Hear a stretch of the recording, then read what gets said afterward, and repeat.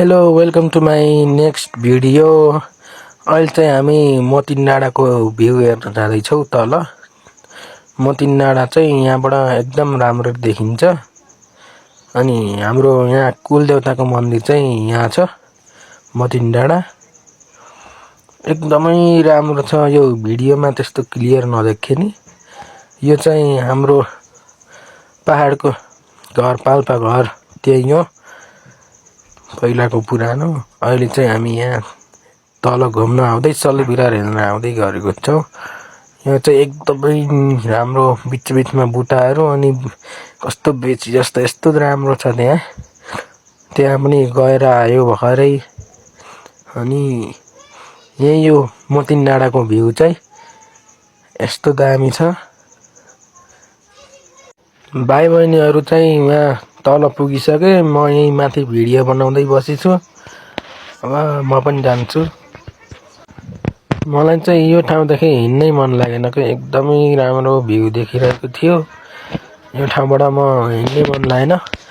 म चाहिँ यही माथिबाट भ्यू हेर्दै भिडियो बनाउँदै भाइ बहिनीहरूलाई हेर्दै बसिरहेको छु।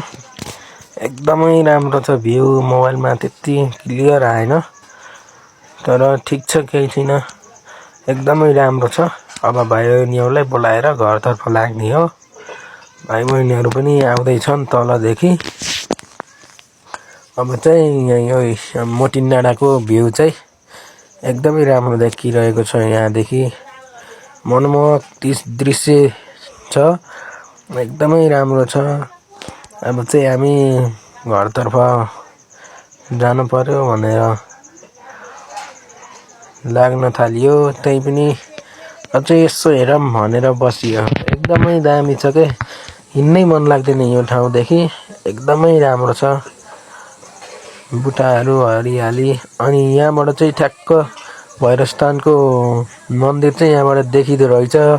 भिडियोमा ठ्याक्क क्लियर आएन तर यहाँबाट चाहिँ एकदमै क्लियर देखिरहेको छ रियलबाट चाहिँ।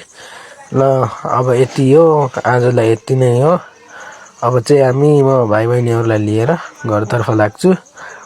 ल आजलाई चाहिँ यति हो। ल बाई है त।